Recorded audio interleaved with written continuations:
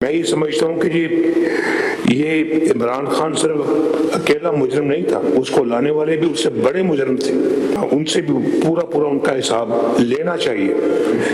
ان کا بیانیہ کیا تھا؟ چور ڈاکو کہتے تھے، خود چوری ڈاکے میں سب سے آگے۔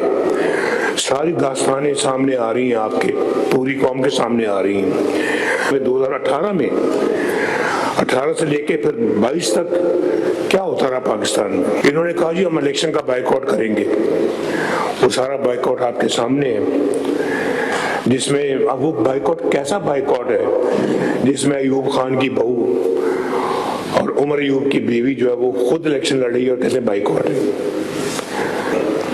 وہ ساری ذمہ داری ان کے سر ہے۔ تو لوگوں نے میرا خیال ہے کہ جو ووٹ دیا وہ آپ کو کارکردگی کی بنا پہ دیا ہے، آپ کے کام اور آپ کی محنت پہ بل بوتے پہ دیا ہے۔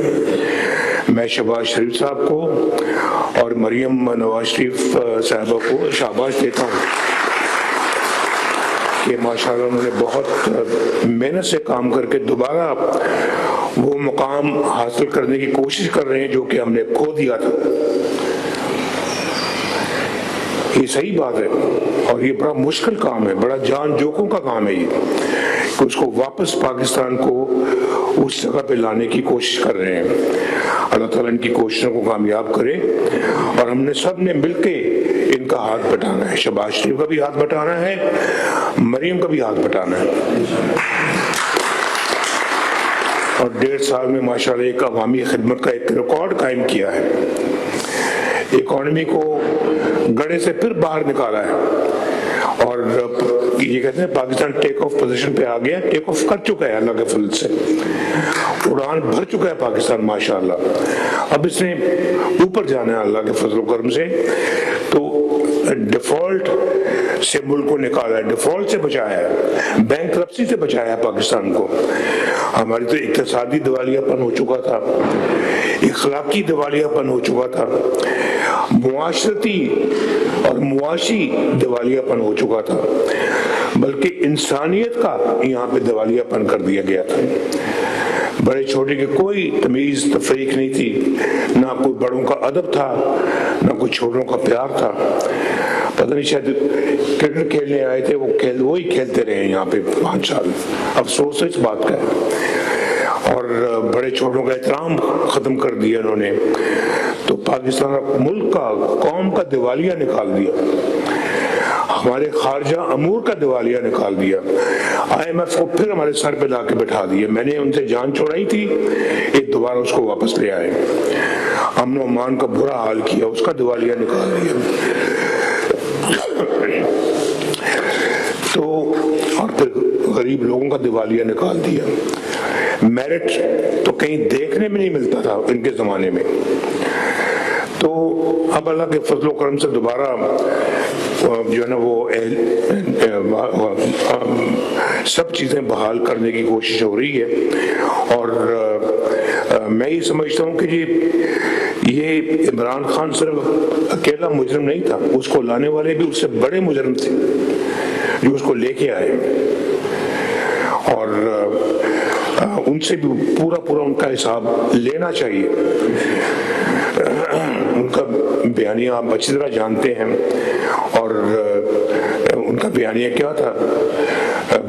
چور ڈاکو کہتے تھے، خود چوری ڈاکے میں سب سے آگے۔ ساری داستانیں سامنے آ رہی ہیں، آپ کے پوری قوم کے سامنے آ رہی ہیں، اور پھر لڑائی جھگڑا، فتنہ فساد، الزام تراشی، گریبانوں کو پکڑتے تھے، جلا دو، مار دو، پکڑ لو۔ کیا اس طرح کے بیانیے میں قومیں ترقی کرتی ہیں؟ آپ ذرا بتائیں، سوچیں مجھے کہ اس طرح کے ماحول میں کون سی قومیں ترقی کرتی ہیں؟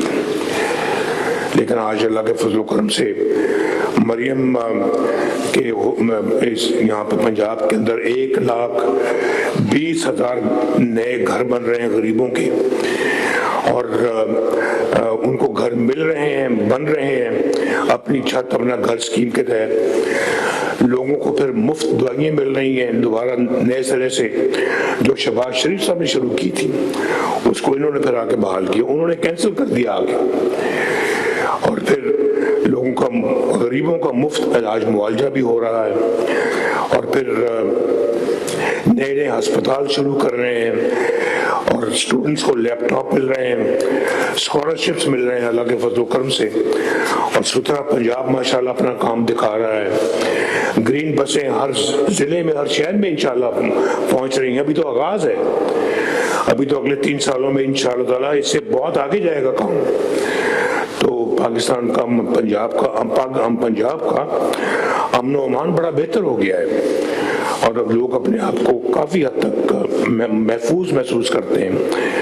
لوگوں کو راشن کارڈ مل رہے ہیں, اور پھر یہاں کوئی مذہب کی تمیز تفریق نہیں ہے. دوسرے مذاہب کے لوگ بھی ماشاءاللہ, ان کے بھی جو ہمارے بھائی بہن ہیں ان کے لیے بھی کام ہو رہے ہیں. اور سیلاب میں لوگوں نے, حکومت نے بہترین کارکردگی کا مظاہرہ کیا. انہوں نے کہا جی ہم الیکشن کا بائیکاٹ کریں گے. وہ سارا بائیکاٹ آپ کے سامنے ہے, جس میں اب وہ بائیکاٹ کیسا بائیکاٹ ہے جس میں ایوب خان کی بہو اور عمر ایوب کی بیوی جو ہے وہ خود الیکشن لڑ رہی ہے, اور کیسے بائیکاٹ ہے. کیوں جی اپنا چودھری صاحب یہ بائیکاٹ ایسا ہوتا ہے جی.